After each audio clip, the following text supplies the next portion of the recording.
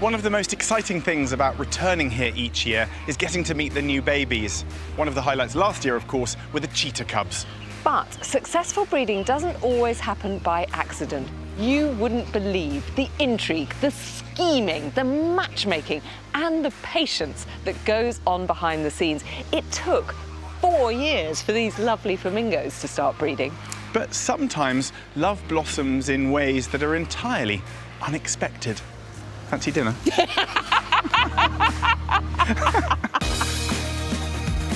Coming up, she's desired all over Europe. A leggy lovely arrives to ruffle Kevin's feathers.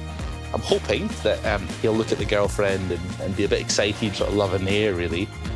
A budding bromance. Now we have Ron nibbling quite hard on Shrimpy's ear. Has a dark side. And that then could lead to a septicemia and potential fatality.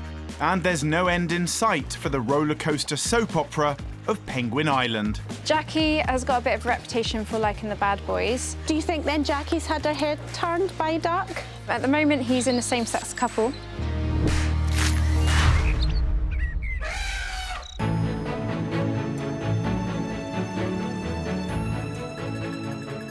During the winter months, the giraffe stayed in the warmer confines of the giraffe house and their sheltered paddock.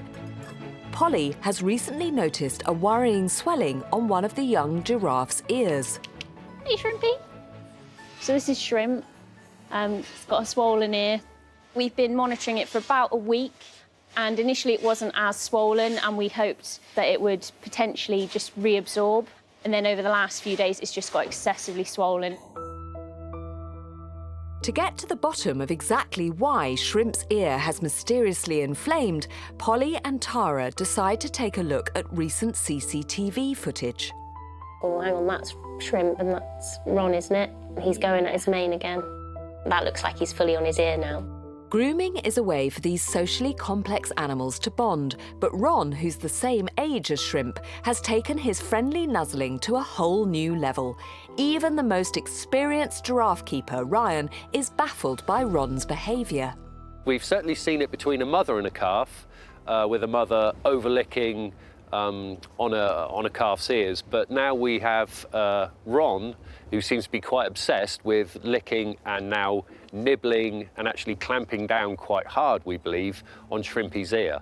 Ryan is aware that now just one lick could cause more problems for young Shrimp. Blood is collecting in his ear, leaving it inflamed, and the situation is unlikely to improve by itself. We don't want to get in the way of a wonderful blossoming bromance. However, for the sake of Shrimpy's ear, and of course, you know, for his own peace of mind in later life when he's a big mature bull and hopefully looking to, you know, propagate his genes somewhere, we want him to look fairly presentable for that. Time to call in the vets. Duncan is first on the scene and quickly makes a diagnosis. Well, it's pretty horrible, really. It's got a massive hematoma, basically, in his, like a cauliflower ear that a rugby player would get. And they would often just go to the doctor and get it drained, but obviously that's not an option. He wouldn't stand for us to do that, so we're going to have to knock him out and do it. Without surgery, the blood clot could be extremely dangerous. Chances are, especially if it gets further trauma, further damage, it get infected, and that then could lead to a septicemia and potential, you know, more complications, possibly even fatality. So no, we haven't really got an option. Putting a giraffe under anaesthetic is always a last resort. With a giraffe, you imagine as the body's going, the head on the end of that long neck is travelling at quite an extreme speed. So there's concern within the team that if he stood in the wrong place, that his head could whip round and contact any point within his box quite hard. As well as the danger of badly hurting themselves as they fall, once sedated, the risks only increase. 1 in 10 giraffes die under anaesthetic. And they've also got a tendency to regurgitate the stomach contents. When they do that, that can then get sort of inhaled into the lungs and cause a pneumonia. The risks are a lot more than other species, unfortunately.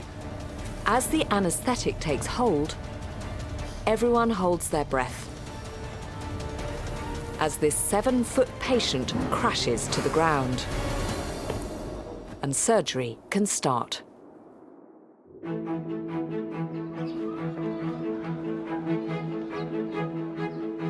Nowhere has the highs and lows of the breeding programme been felt more keenly than with the park's cheetah.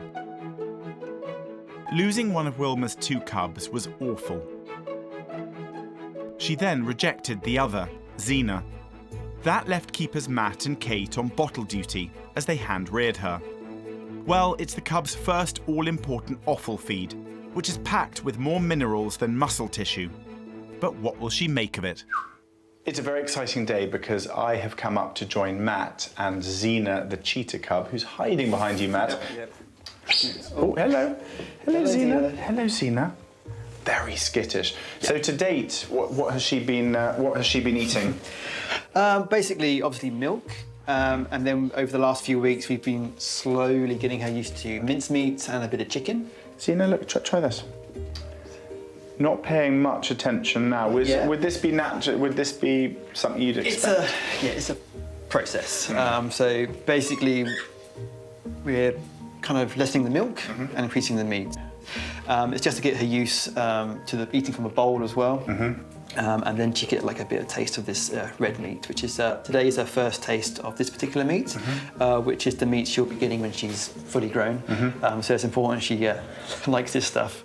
And I suppose us coming in here, I mean, you can tell she is quite nervous, but this is all to do with her getting used to a life here in the park. Lots of people around. Yeah, she's come to an age now where we really have to get her used to more people, meat, and just like noises, different sounds. Now, Xena, are you going to come on? Let's see if she wants. Ben, you can pour the milk on. Okay.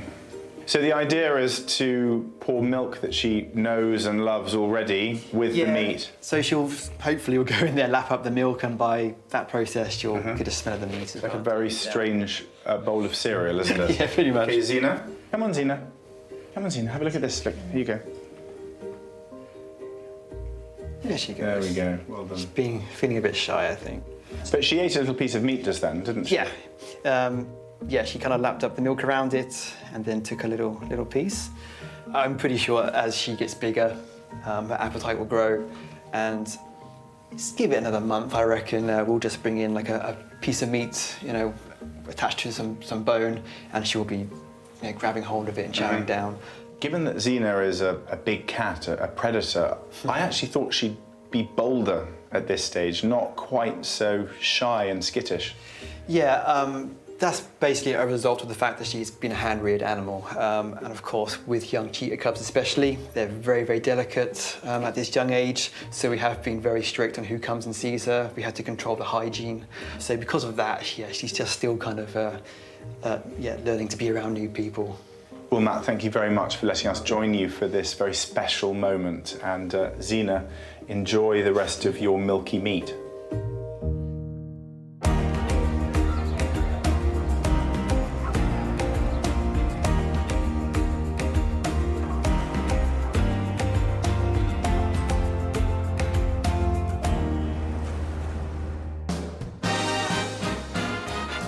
Head of Animal Adventure Graham is about to fluff the feathers of someone called Kevin. I just want to check he's not behind the door before we go in. Kevin is tall, handsome, and a bit of a dandy. With his funky hairstyle, this boy knows how to strut his stuff. So Kevin's only probably close to about 1.5 years now. He's just starting to get his adult plumage in, and you'll see his face is just starting to turn from that sort of yellow colour into more of a pink coloration. Kevin is a secretary bird, a bird of prey from sub-Saharan Africa like you've never seen before. This largely ground-dwelling boy joined the park a year ago from Holland. But on the savannah plains, these birds are threatened by loss of habitat. There's only about 100 individuals in captivity in the zoo community, and of that, only about 6 birds hatched out last year. So it's of international importance that they get breeding, and the time is right for Graham to play Cupid. So he's just over at the other side at the moment. Kev, we're really, really excited about what's going to happen today. We're expecting a female to arrive all the way from the Czech Republic. We've waited a long time and had to do a lot of negotiations to try and get the female here. She's desired all over Europe, really, and we've managed to bring her in for our little chat here. Graham hopes that putting Kevin together with a leggy lady from an Eastern European zoo will lead to babies. I'm hoping, fingers crossed, that he'll look at the girlfriend and be a bit excited, and then, fingers crossed, we hope for sort of love in the air, really.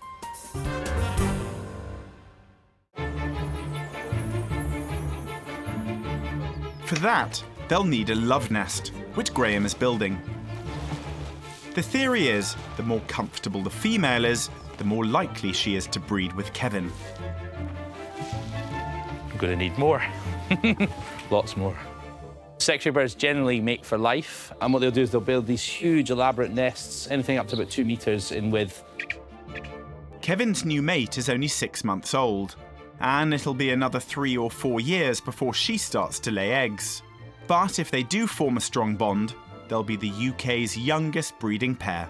There's no guarantee with it. I mean, we could bring in the female and she doesn't like him, or he doesn't like her, or she's not producing eggs, or he's not, not doing the courtship behaviours that she likes. So there's a whole sort of battlefield of things that could go wrong in this.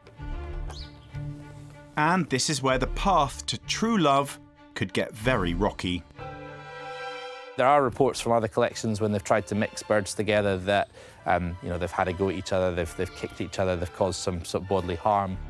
And they've got really powerful legs on them, big sharp beak and talons on them. And if you imagine, they tend to stomp and kick at their prey, a little bit like being punched in the face. A lover's tiff could not only endanger the birds, but also the plans to help save the species. There is a little bit of pressure on these two to sort of bond and make a pair, but we don't know what he'll do, really. I suppose the magic of trying to bring two endangered animals together, that we really need these guys to breed. It's really important for the species. Let's hope till death us do part is later rather than sooner.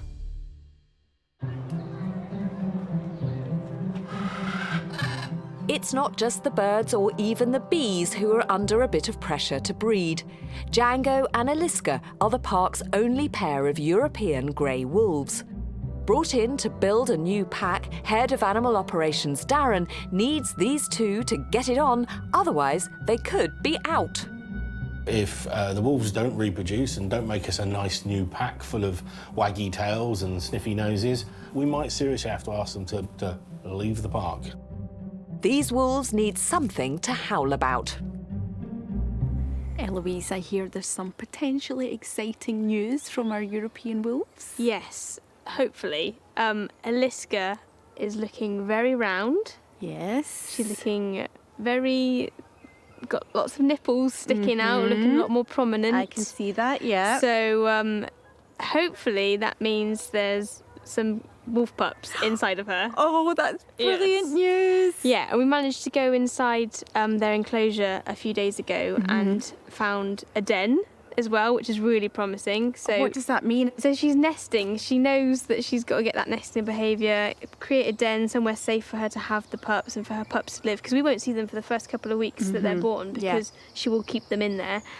So we're literally just looking for her looking fat one day and then thin the next day, and presumably she's had pups. What other signs are you seeing from Eliska? She's rolling around a lot, so maybe she's a bit uncomfortable and trying to move the pups inside of her. And she's definitely really protective over her food. She's not letting Django have any of it, and is really going after him if he tries to steal it from her. And the nest building. Again, we don't go in their enclosure very often because it's their space, but we've never seen any of this behaviour before. So what do you do now? I mean, it's just a waiting game, isn't it? It is a massive waiting game. We've given her a variety of options. We've put a den box in her house. They've got den box in a holding pen. They've got den box. Is that somewhere she can put the pups after they're born? So yeah, so she can give birth in there. It's just a really closed-in area, which is nice and warm and cosy, protected from the elements, so she's not going to get any interference from anything. And so she knows it's a safe place to have her pups. And then we found the den that she's made and dug herself. So we've left that, not interfered with that at all. We've also put one of our camera traps up facing it so we can see how much activity she's got coming in and out. We won't see the wolf pups for the first couple of weeks they're born anyways, because she will hide them in that den. Have you had wolf pups here before? So we have had wolf pups here at the park before with our Canadian timber wolves. However, I have never had wolf pups. There's only actually Amy, who's my team manager, who's had wolf pups in the carnival section. Everyone else is fresh-faced and new. So it's all a learning experience for all of us. Well, it's exciting. My fingers are crossed that she is pregnant and that she has some healthy pups, and in a few weeks' time, you get to see them. Yes, me too. Hopefully, it'll be fine. We'll keep you updated later in the series.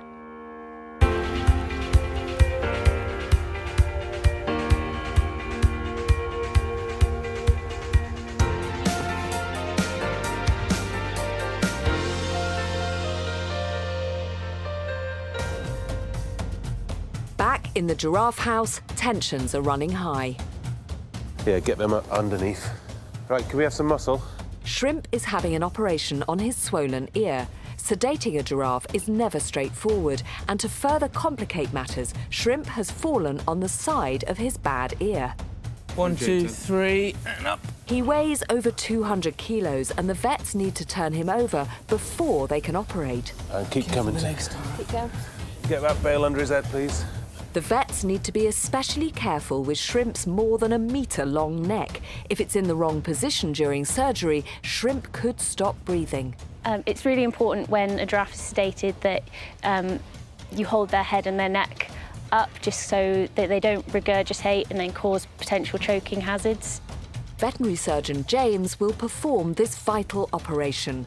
First, he thoroughly preps himself with antiseptic. Duncan's going to be doing the anaesthetic and we're doing the surgery to open up the ear, drain it, remove all of the blood clot, and then we're going to stitch it closed with some plastic tubing to stop the suture from tearing through the skin. During the operation, Shrimp's vital signs must be closely monitored. In order to get blood all the way to his brain, his heart is pumping over 90 litres of blood per minute.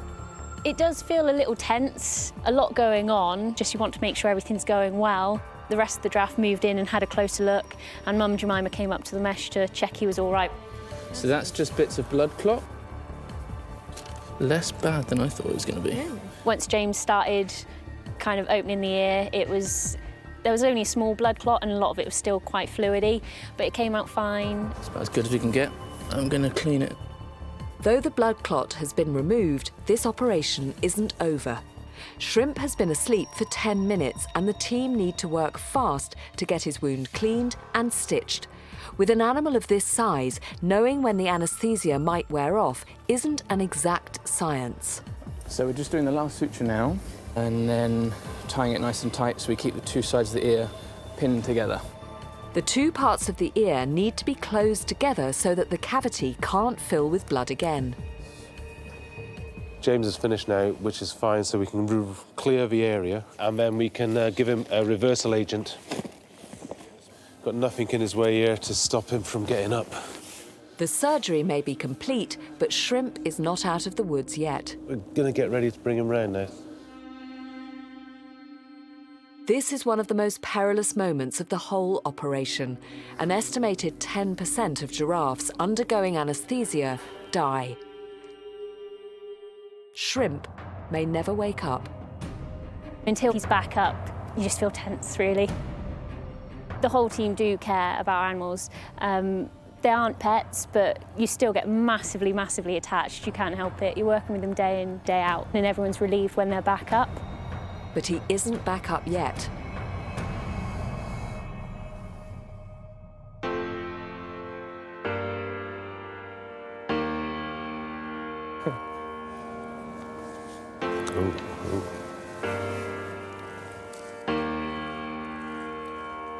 Oh, good, he's up. I do feel relieved. His ear's looking much more normal. It's still a bit flappy. He seems happy enough now, so hopefully it's all good. Everything has gone as they hoped. They will need to keep a close eye on his stitches and also ensure Ron doesn't start nibbling them again. We'll find out if they manage later on.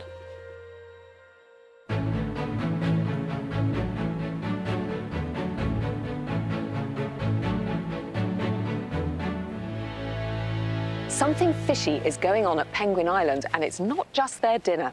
So Keeper Kell is going to have to turn Miss Marple and employ some excellent detective skills if they are ever to crack the mystery and hear the pitter-patter of tiny little feet.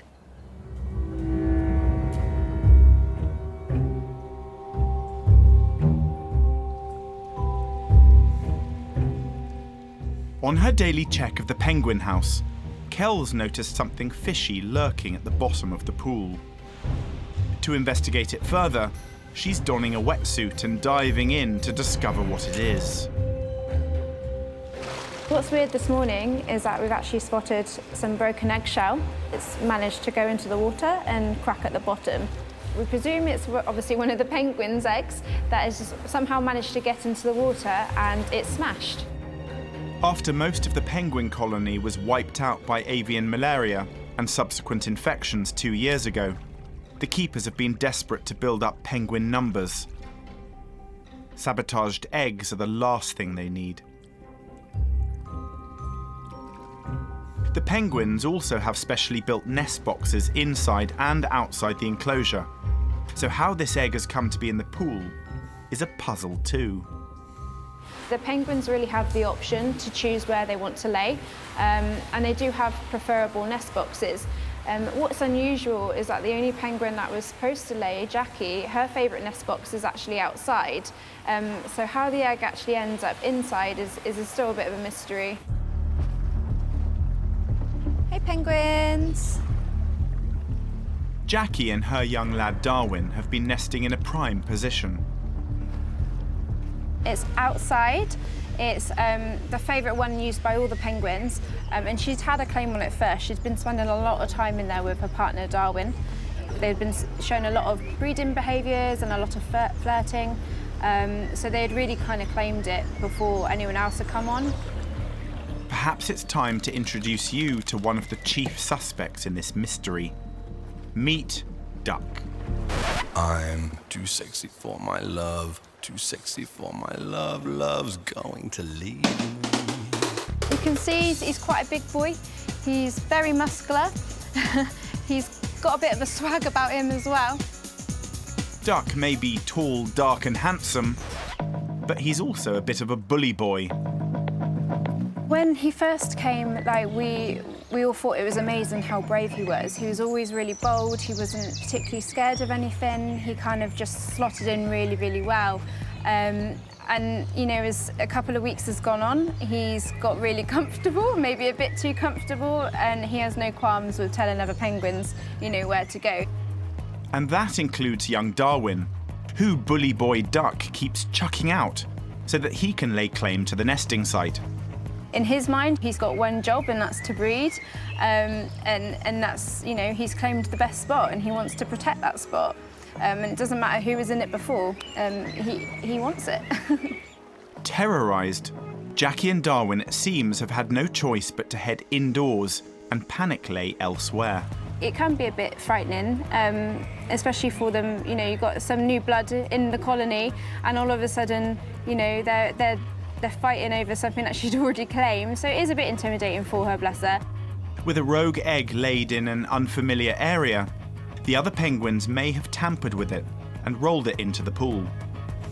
We presume that one of the penguins has probably played with it and it's got smashed in the process, because anything new in an unusual place, they tend to play with quite a lot and be a bit inquisitive.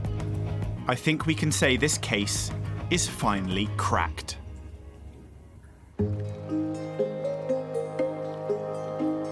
With breeding season well underway, it's important for this penguin colony to grow. But has Duck swagger sabotaged this year's mating flourish? Okay, what's the latest on Duck? They all seem to be getting along much better. That's good to hear, but have Jackie and Darwin been successful in laying an egg Yes, definitely successful. We've had 3 eggs from them. Excellent. Whether or not they're actually fertilised, we don't know. But in terms of breeding, we've definitely seen them breeding. And they've been going to nests and performing all the right breeding behaviours that naturally a penguin would in the wild as well. It's just unfortunate that of what happened with duck interfering. Do you think then Jackie's had her head turned by duck? Jackie has got a bit of a reputation for liking the bad boys. So she tends to go with, you know, the biggest, strongest penguin. I can't wait to come back next year and find out who Duck's going to be with. Yeah, it will be interesting. At the moment, he's in the same-sex couple. So he is actually with Peanut, who he came with. But you know, we have spotted a little bit of flirting with him and other penguins, and he has had a bit of a wandering eye. Because obviously, in a same-sex couple, they'll perform the behaviours and they'll play house for about a year, but they're not established until they lay that egg. So potentially he could, you know, go off with someone else, but who knows at Penguin Island? It changes. Is Duck the little Lothario of the group then? Yeah, he's definitely a bit of a Romeo, but I think Darwin's been in love with Jackie since he was a chick. He literally grew up with her in his sights. So has Duck sabotaged breeding for this year? Potentially, yes. He may have done. But it's not all bad, you know, and we have got a lot of new members to our colony, so that means potentially we've got a lot more bonds forming for next year. Yeah. Well, one thing that's not going to change in a year's time is all the dramas that go on inside Penguin Island. You know that, right? Yeah, all the love triangles, absolutely. We love it though, don't we? Yeah, they're entertaining. They keep us entertained. They really are. Yeah.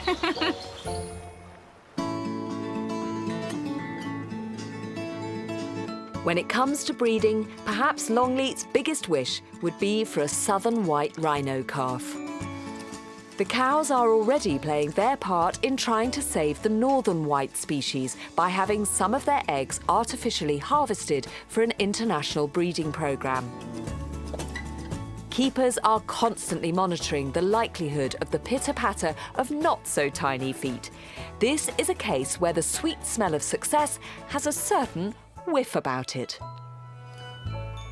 A word of warning for you: if you hang around this safari park for too long, somebody will give you a glove and a pile of poo and tell you to do something about it. Thanks, Leia. No problem. Just wanted you to help out, really.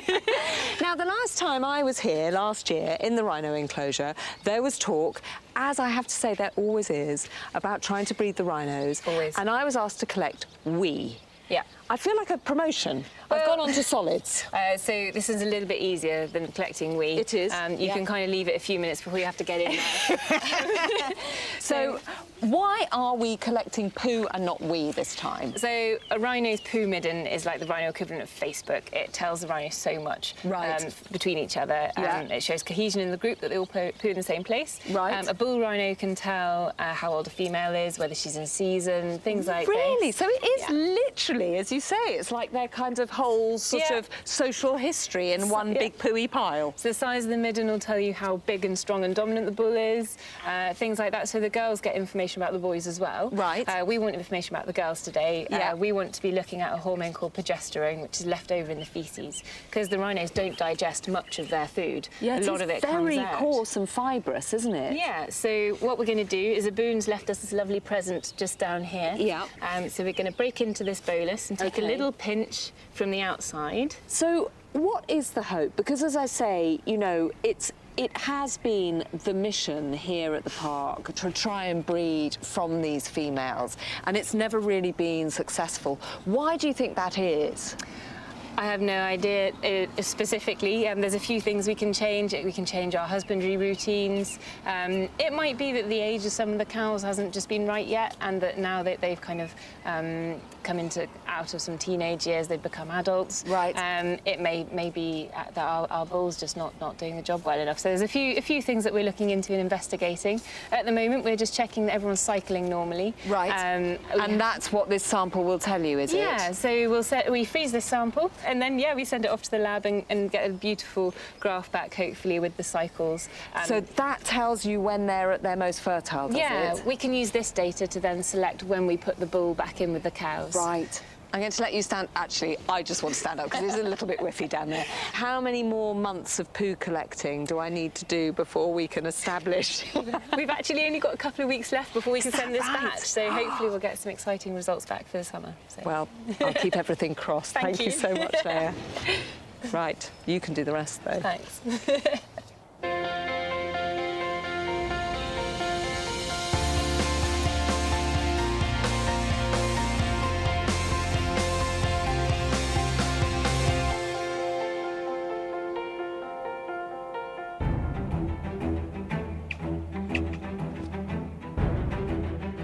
The future of the secretary bird species cannot be taken for granted in the wild. So it's a tense time for Graham as he awaits his bird Kevin's mate from the Czech Republic. They're quite delicate animals, so big long legs and really delicate tails, so we just have to hope that the journey has gone well. Surprise! No. Fly away. Ready? 1, 2, 3. Secretary birds are notoriously feisty. This pair will be separated at first by a wire mesh. Females tend to dominate a nesting environment, but this is Kevin's territory. The keepers hope a gentle start will ensure a good first impression. It's really exciting. The keepers are all excited. I mean, a lot of the keepers are even coming in on the days off today to come and see her arrive. So it's a really big moment. Probably ready to let her out and let her stretch her legs a little bit.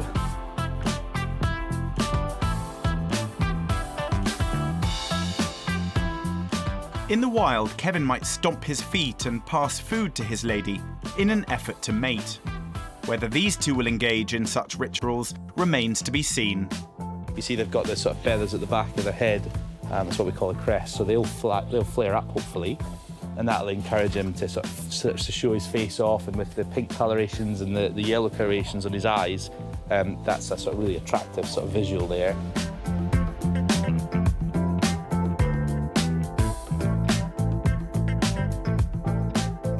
So she came out of the box quite a little bit grumpy, I'd say. Kev actually looks royally confused, which is actually a good sign, because he doesn't look stressed, he's not puffed up, he's not aggressive. He's just sort of taking it all in, really, and probably just wondering what's going on. It's all quite exciting, but he is just coming up to the fence now to have a good look at her. So for now, all these two can do is flirt while they wait for the 30-day isolation period to pass. He's probably way back to bed now, I think. He's had enough. We'll see if Kevin's tail feathers are up a little later.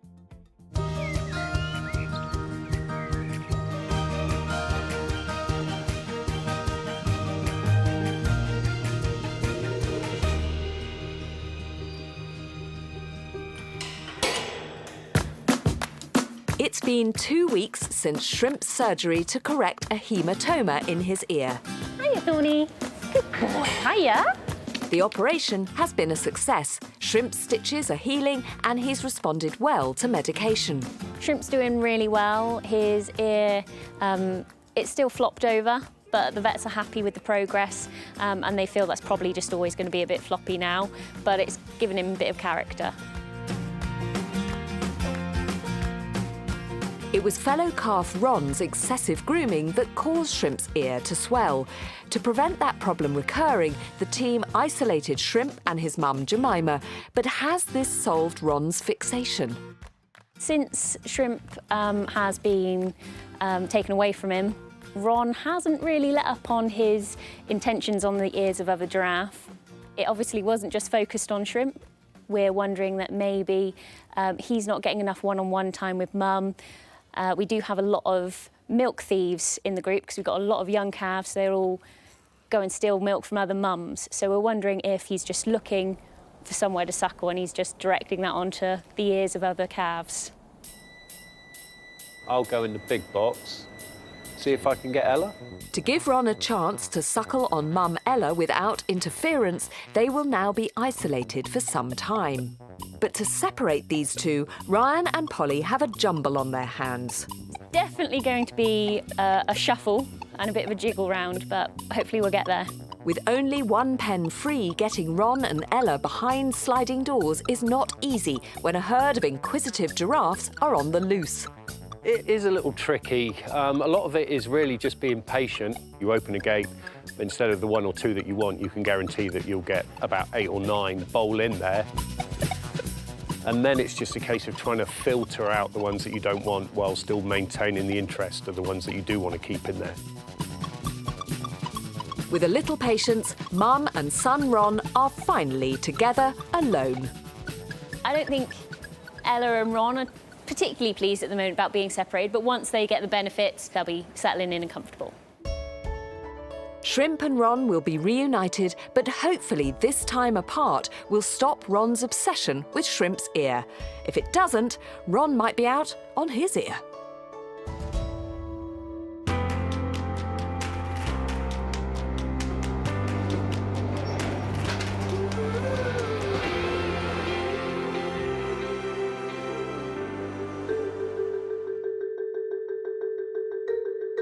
It's been a month since Kevin the secretary bird was first introduced to his new potential mate.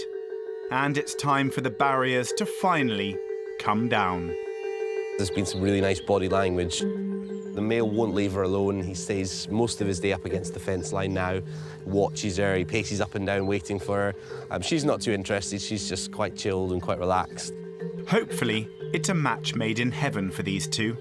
Otherwise, these razor-sharp beaks and huge talons could kick off a serious lover's tiff. John's here with me today in case that they have a complete squabble with each other and we need to get in and grab one each. So you can take the boy because he's bigger and I'll take the girl.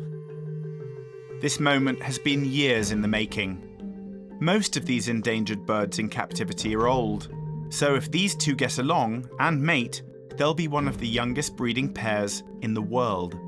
You can see that she's very, very keen to try and get to the other side, and he is as far away as possible so that he's not near us. And then see what she does. Fingers crossed.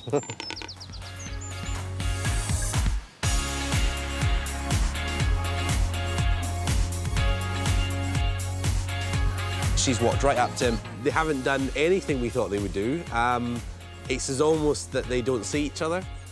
Both of their crests are up, so they know they're there, but there's no signs of aggression.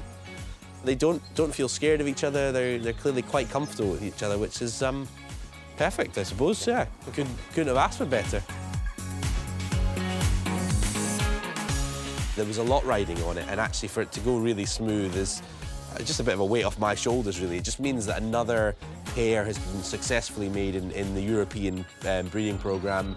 And we'll give them a few years now just to sort of get to know each other, and then we'll build them a nest and we'll give them some time to, yeah, hopefully lay some eggs, which will be wonderful. Right, let's leave them to it. It seems birds of a feather do flock together after all.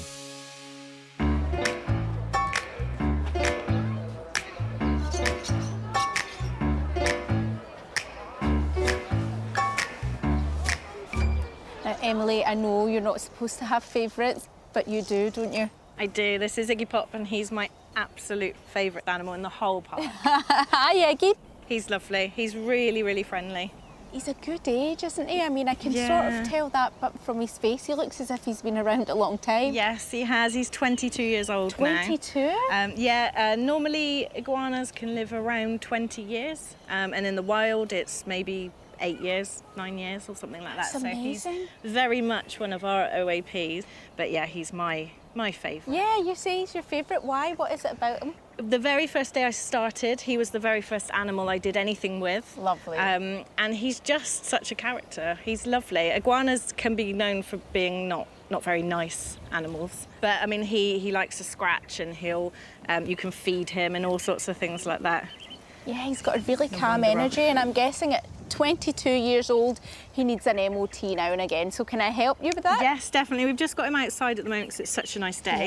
Yeah. We're going to give him a bit of a spray just to help him have a bit of a drink if he wants to, and it's just nice to give him a bit of a shower as well. So if you want to just give him a spray, he loves it. Oh, do you like? Oh, look at his little face. There you go, Iggy Pop. I mean, you say he's having a drink. I'm not spraying this in his mouth, so what's going on here? No, so he will lick Occasionally it will run down his head and into the sides of his mouth and the front of his mouth if he wants to.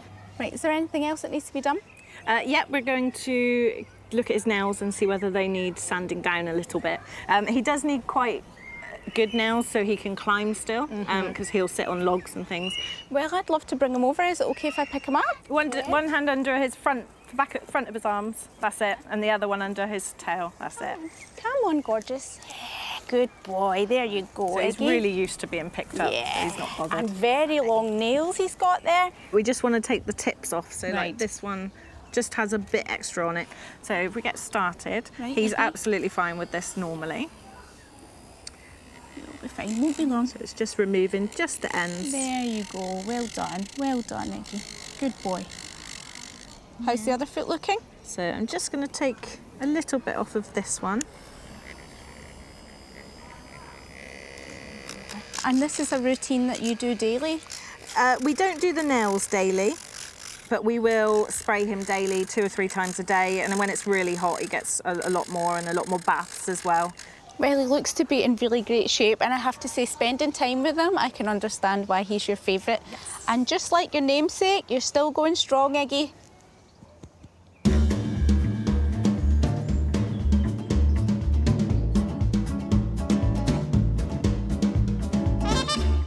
Earlier on, we followed the extraordinary story of the bromance between Shrimp and Ron. Now, Kate and I have come up to the East Africa Reserve with Polly to find out how they're both getting on.